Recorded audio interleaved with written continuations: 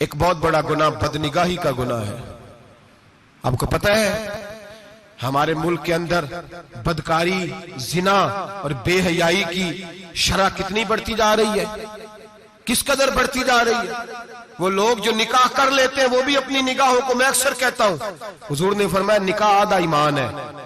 جس نے نکاح کر لیا اس کا ایمان مکمل ہو گیا. تو جو نکاح کے بعد بھی باز نہ آیا، میں اس کو بے ایمان نہیں کہتا، لیکن نبی پاک نے فرمایا جو نکاح کر لے اس کا ایمان، بولیے ایمان محفوظ ہو گیا، اس کا ایمان، سارے بولیے ایمان. اور جو پھر بھی باز نہ آئے، حضور کہہ رہے ایمان مکمل ہو گیا. اور جو نہ باز آیا کیا فتویٰ دیا جائے حدیث کی روشنی میں؟ میرے نبی پاک کی بارگاہ میں عورتیں آئیں توبہ کرنے، بیعت کرنے، مسلمان ہونے. تو حضور بیعت لیتے وقت فرمانے لگے میرے ساتھ وعدہ کرو، جھوٹ نہیں بولو گی، غیبت نہیں کرو گی، زنا نہیں کرو. ایک عورت بول پڑی، کہنے لگی یا رسول اللہ صلی اللہ علیہ وسلم میں مسلمان تو نہیں پر خاندانی ہوں، میرے گھر والوں کے ذہن میں بھی کبھی زنا کا خیال نہیں آیا. ہم تو اسے خاندانوں کے وقار کے خلاف سمجھتے ہیں. روز بری نظر سے کسی کو دیکھنا اور کسی کے بارے میں غلط باتیں، ناراض نہ ہونا. بہت سارے بوڑھے بھی لذت لے لے کے جرم بیان کرتے ہیں، گناہ بیان کرتے ہیں، غلط باتیں کرتے ہیں، کسی عورت کے بارے میں تبصرہ کرتے ہیں. کیا سمجھتے ہیں مرد اور عورت معاذ اللہ تعالیٰ ایک کمرے میں جا کے بدکاری کرے تو وہی زنا ہے؟ میری طرف دیکھیے اور جھانک کر کے سنیے کیا عرض کر رہا ہوں، ادھر دیکھیں میری طرف. نبی پاک صلی اللہ علیہ وسلم نے فرمایا زنا زبان کا بھی ہوتا ہے، زنا کان کا بھی ہوتا ہے، زنا آنکھ کا بھی ہوتا ہے. حضور کس طرح؟ فرمایا جس نے گند دیکھا اس نے آنکھ کا زنا کیا، جس نے لذت لے کے سنا چپ نہیں کرایا، پوری بات سنی، وہ بھی زانی ہے. اور جس نے گندی بات بولی وہ منہ کا زانی ہے، جس نے گند سوچا وہ دماغ کا زانی ہے.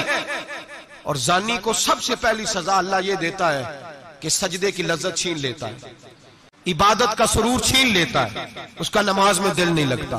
قرآن میں سب سے پہلی سزا اسے اللہ اپنے دروازے سے دور کر دیتا ہے. بھائیو آج ہمارے سجدے بے کیف ہیں، آج لوگ غلط جگہ پہ گھنٹوں بیٹھے رہتے ہیں. مسجدوں میں لوگوں کے دلوں کو گھبراہٹ ہوتی ہے، لوگ بھاگتے ہیں. میرے نبی پاک نے فرمایا تو نظر کو پاک کر لے، اللہ تیری عبادت میں لذت پیدا فرما دے گا. میرے بھائی یاد رکھ لیں اور سن لیں، سب سے کمزور آدمی وہ ہے جس کا ذہن پاک نہیں. سب سے کمزور آدمی وہ ہے جو کردار کا غلط ہے. ایک بات میں نے پڑھی، آپ یقین کریں میرا دل کرے کہ میں آگ لگا دوں اس عنوان کو جس پہ گندگی لکھی جاتی ہے، ان اخباروں کو، ان چیزوں کو جس پہ گند لوگوں کے دلوں میں. وہ انڈیا کی ایک وزیر اعظم عورت گزری تو کسی نے اس سے کہا کہ پاکستان نے تو تمہیں شکست دی ہے، تم جیت نہیں سکے بڑا ملک ہو کے. کہنے لگی کوئی بات نہیں، تھوڑا وقت ٹھہر جاؤ، ہم ان پر تہذیبی یلغار کریں گے، ان کے گھروں میں ننگا ناچ کریں گے، یہ گندی تصویریں دیکھیں گے، یہ گند میں الجھ جائیں گے. اور جو قوم گند میں الجھ جایا کرتی ہے وہ پھر کسی سے لڑنے کی طاقت نہیں رکھتی، اس کے اندر ڈٹ جانے کی ہمت نہیں ہوتی، اس کی غیرت کے جنازے نکل جاتے. دل کرتا ہے جل جائے وہ جل جائے جہاں سے برائی پھیلتی، تباہ ہو جائے وہ علاقے جہاں سے گند ہوتا ہے. لوگ گند کی کمائی کھاتے ہیں، گند کی ایکٹروں کے ساتھ کھڑے ہو کے فوٹویں کھچاتے ہیں اور گناہ پہ فخر کرتے ہیں. اور گندے لوگ کہتے ہیں اللہ کا فضل ہے ہم گند پھیلا رہے ہیں، ثم معاذ اللہ. لوگ گناہ پہ فخر کرتے ہیں چوکوں چوراہوں میں. محمد بن قاسم آئے ہندوستان پہ راجہ دہر کے مقابلے میں، نوجوان میری طرف دیکھیں اور صحیح ہو کے بیٹھے، خاصے صحیح ہو کے بیٹھے، تقریر نہیں کر رہا، جذبات کا. میرے جذبات سنیں، دل کے پھپولے جل رہے ہیں سینے کے داغ سے. اللہ کی قسم روح کی گہرائی سے بات کر رہا ہوں، وہ بات کر رہا ہوں جو سینہ کہہ رہا ہے کہ پھٹ جائے اور کہنا نہ پڑے. قرآن و حدیث پڑھتے ہیں اور پھر اپنا حال دیکھتے ہیں تو لگتا یہ ہے کہ عذاب قریب آ گیا ہے، لگتا ہے زمین پھٹنے والی ہے، آسمان گرنے والا، لگتا ہے قریب آ گیا سارا کچھ.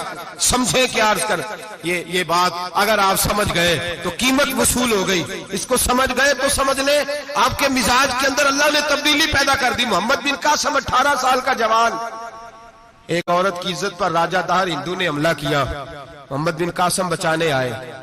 جب ہندوستان آئے فوج تھوڑی تھی، علاقہ تھوڑا تھا، راجہ دہر کی فوج بہت زیادہ، اور پھر اپنا عرب چھوڑ کے یہاں آ کے ہندوستان میں اس کے علاقے میں اس پہ حملہ کرنا، حالات خراب تھے۔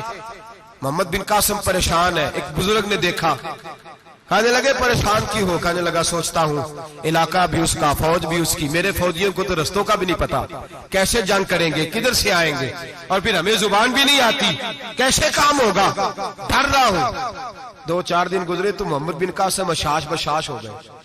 وہ بزرگ کہنے لگے خیر ہے، بڑے مطمئن ہو گئے ہو؟ کہنے لگے بس راجہ دہر ہم سے مقابلہ نہیں کر سکتا، راجہ دہر ہمارے مقابلے میں کھڑا نہیں ہو سکتا، وہ گرا کے گرا، وہ لڑکھڑایا کے لڑکھڑایا، ریزہ ریزہ ہو جائے گا۔